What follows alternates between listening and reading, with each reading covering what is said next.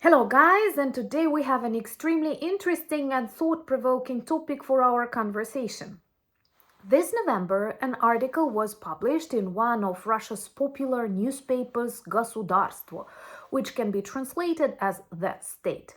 It was written by the representative of Putin's administration and one of very active ideologists of the reconstruction of the Russian Empire, the special military operation hardship. And many people describe him as a potential substitute of Dugin, whom many of you know as one of the forefathers of the Ruski Mir ideology. But what's different in this article, Kharichev concentrates on the greatest threat for the Russian Federation after 4 years of the failed Blitzkrieg. And he openly speaks about the dangers of the civil war inside the Russian Federation. It is very ironic because they wanted to push the idea of the civil war in Ukraine when first invaded us in 2014, then in 2022. All of this failed, both inside Ukraine and on the international arena, but now they reach this boiling point inside an extremely artificially created concept of the Russian Federation. What I can guarantee you that after the defeat of the Kremlin regime, either the Russian Federation will collapse or at least the Russian Empire. Yes, this ghost still exists in the way it treats the neighboring countries and many beautiful nations now pressed under the Kremlin horde inside. So let's discuss what was mentioned in this article because I had to read it myself, and that's the reason to subscribe to this channel, because I can be your guide, your translator in the important things in this part of the world. And the reasons that Kharichev enumerates in this article are actually very serious and very realistic. So subscribe and share these videos to spread the truth. One of the main and most important conclusions after reading this article is that for the first time in the history of the Russian Federation, perhaps after the collapse of the USSR, they speak about the dangers of the war inside Russia from within. For decades, the Kremlin was using the idea of the rotting West, of a foreign interference, of potential attacks from NATO countries. They even described the invasion of Ukraine as the way to predict the attack from the Ukrainian side, though it's pretty obvious there were no such plans, and even with all the efforts, Russian propagandists did not manage to find any proof to this idea. But now, for the first time in the history of the modern Russia, they speak about the danger of war in Russia caused by internal factors, not the West, not the USA, not the aliens, not the Ukrainians, not the Lithuanians, not the Chechens, but actually Chechens might be, because they are one of the nations trapped inside the construct of the Russian Federation. So, what's important? For the first time, they speak about the danger of the civil war inside Russia caused by internal factors. What are these internal factors, you may ask? Well, I'd like to read your thoughts in the comments below, but the author of the article enumerates religious problems, income differences, different attitudes to conscription and war, and also an extremely vivid generation gap, that different generations of Russians have very different attitudes towards core aspects of life inside the country. And of course, national or international conflicts inside this very diverse federation that is not a real federation and extremely centralized. If it was a true federation, many of its national republics would have way more independence and ability, for example, to preserve their own money in their own territories. But now they simply fund the Kremlin and its bloody ideas. So, honestly, the author speaks about the dangers of the destruction of this idea of the Russian Empire. And here I feel more explanation is needed. For any Ukrainian, the best outcome of this war is not just the defeat of the Kremlin, not just the demilitarization of the Russian Federation, but also the collapse of the Russian Federation. On this channel and on my main channel, Anna from Ukraine, I often try to explain to you that the Russian Federation consists of hundreds of different nations.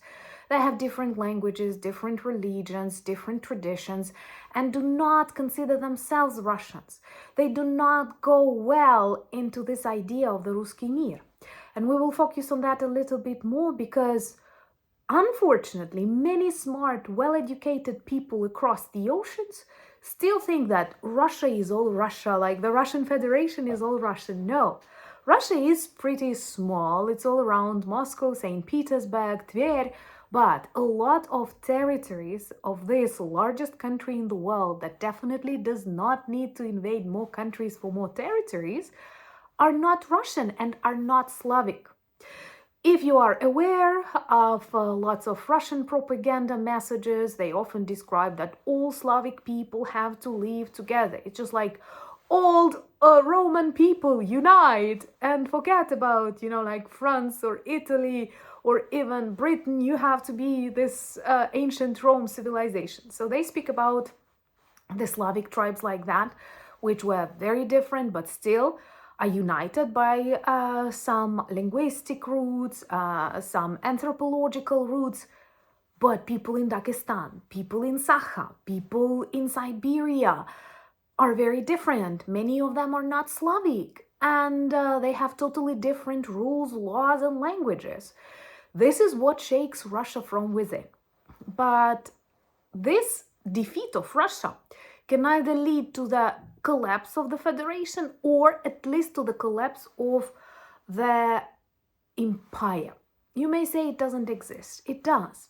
That's why Putin keeps speaking about the need to restore the borders. That's why he treats so many nations like Ukraine, like Moldova, like Georgia, and many inside Russia, Latvians, Lithuanians, as part of the Russian Empire. It was like that in the 19th century, and that's exactly what they want to reconstruct. Many of these countries, including mine, unfortunately, were later trapped in the communist construct of the Soviet Union, which was deadly for millions of Ukrainians, and that's why we don't want to return back.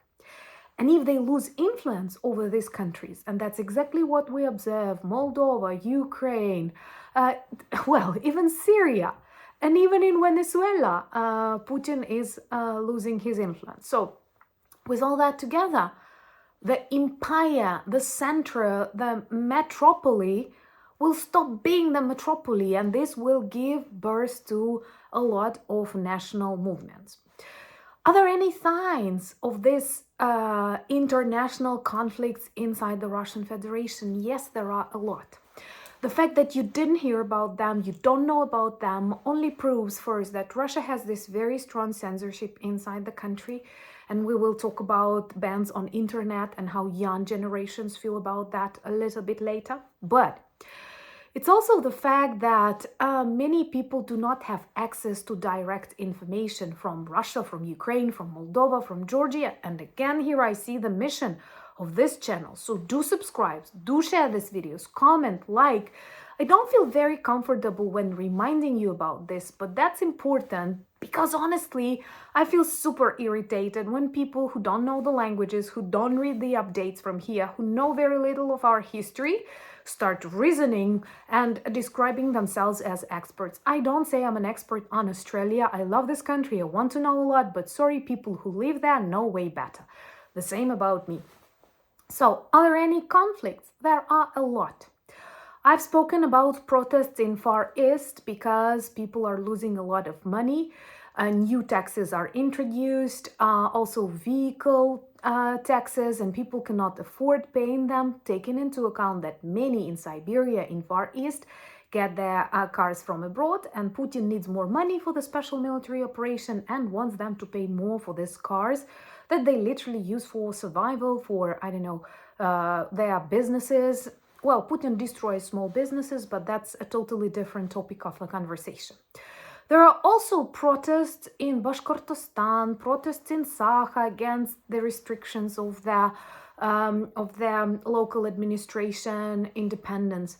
But we also observe this very vivid xenophobic conflicts. For example, in Yekaterinburg, which is close to the Urals, that is Siberia, and there were raids against Azerbaijani people.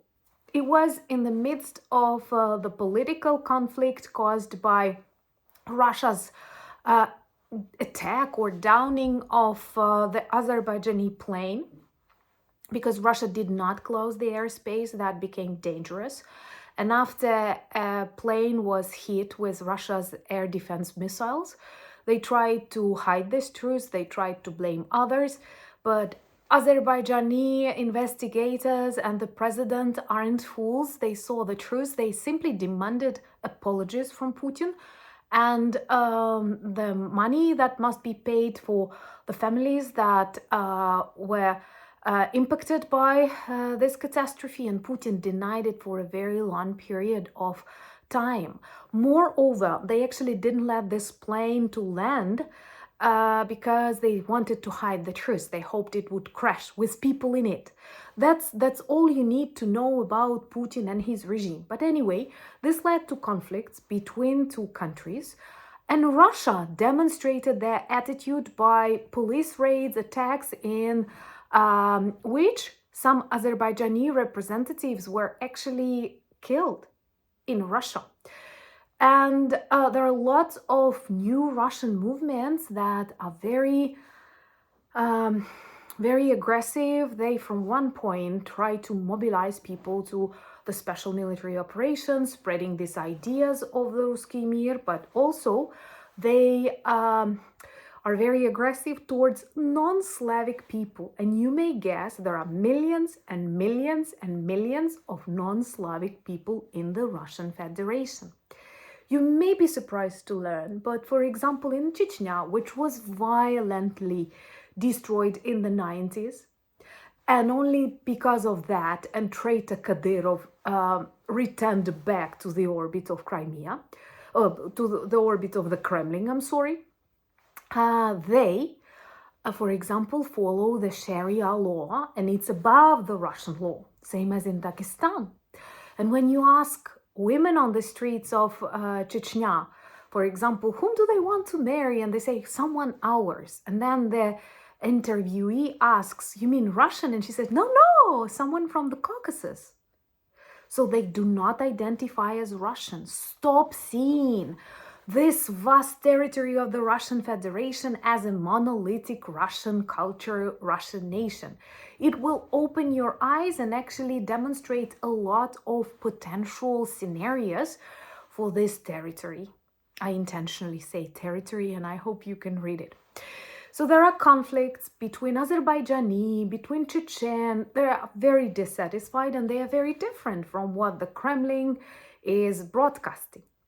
Another example that I was surprised to discover in the article of Text.org, that is one of really good Ukrainian media sources that work with big data, I was surprised to learn that in Sakha, which is also known as Yakutia, that is far east of Russia, they are rich in diamonds, but they are poor because the Kremlin takes all of that away. They made a film that was later banned by the Kremlin. Why? Because in the center of this film is the life in one settlement in Yakutia. Many describe it as Twin Peaks. I don't know, let me know if you love this series. It's a bit mysterious, but it's about a woman of Yakutia origin that might have been raped by the Russian policeman.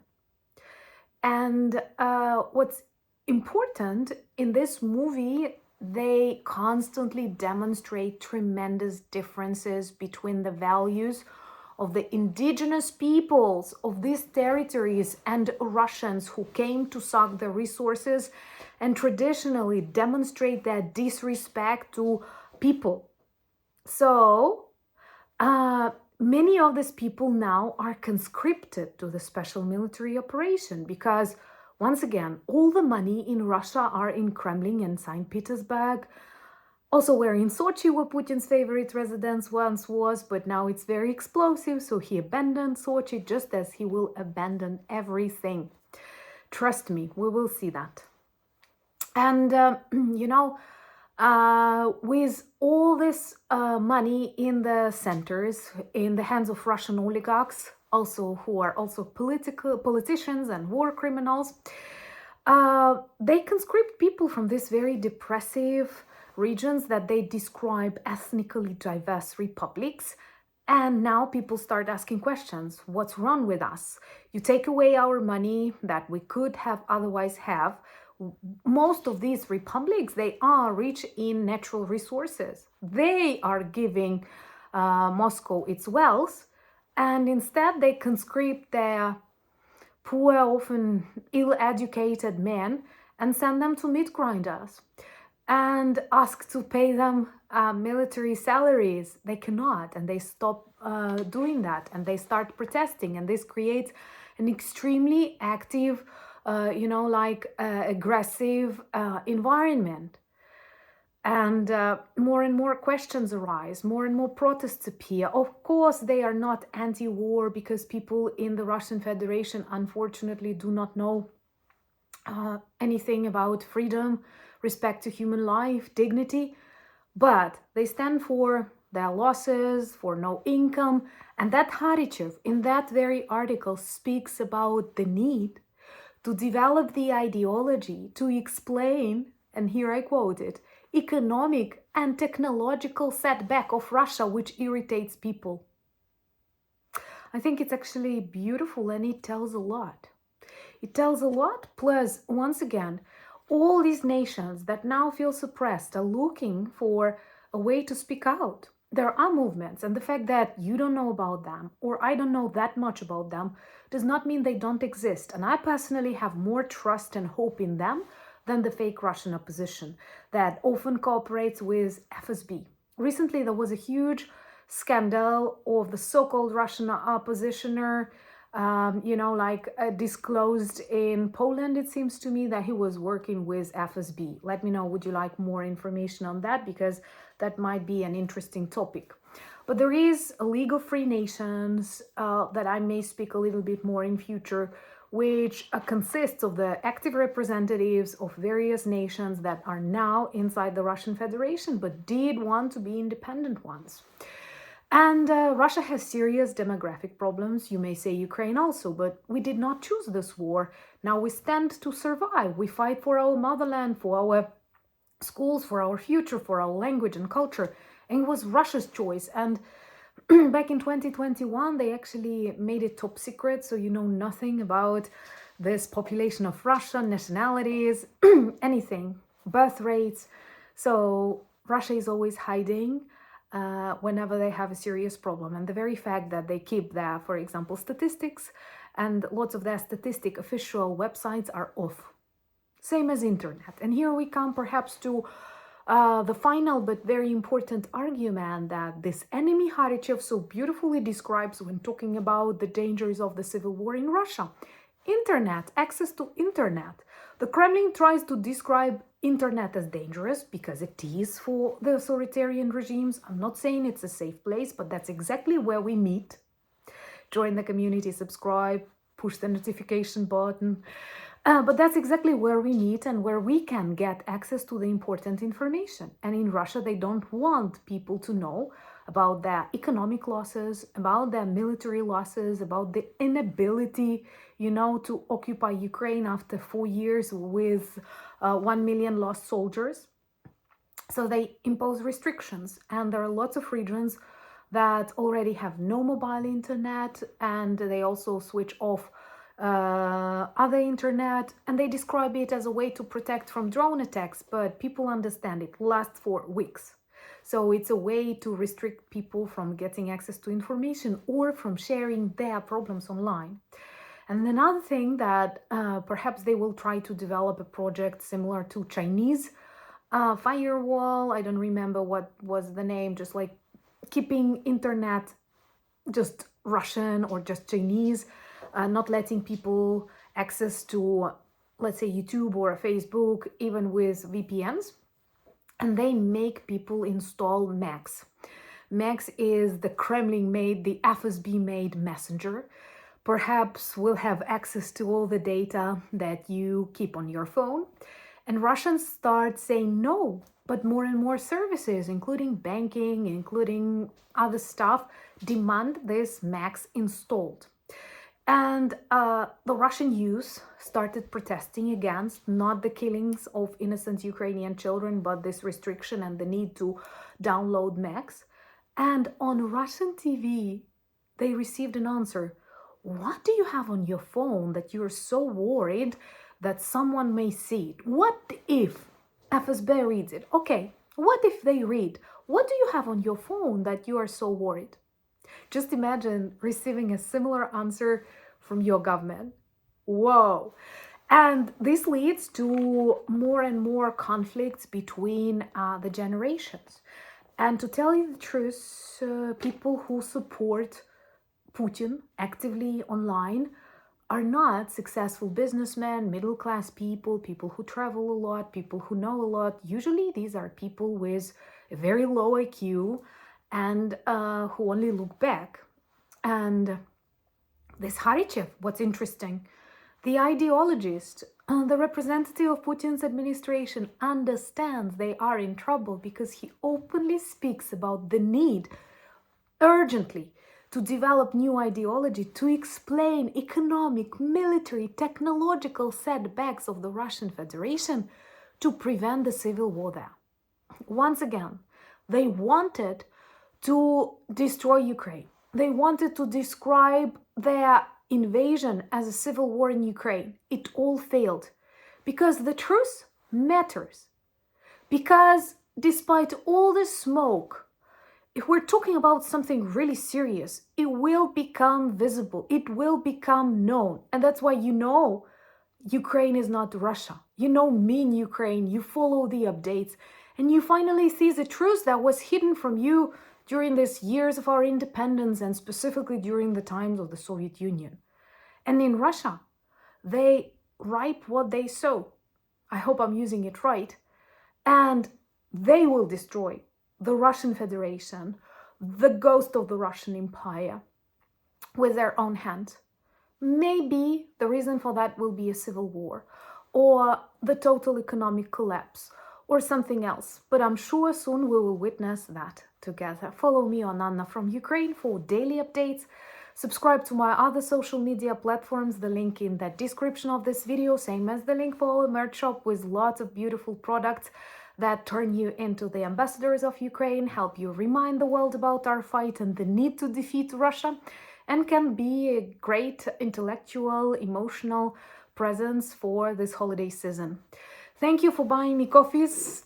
I have one here, becoming my patrons and sponsors of the channel, sending you lots of love from Kyiv. Slava Ukraini!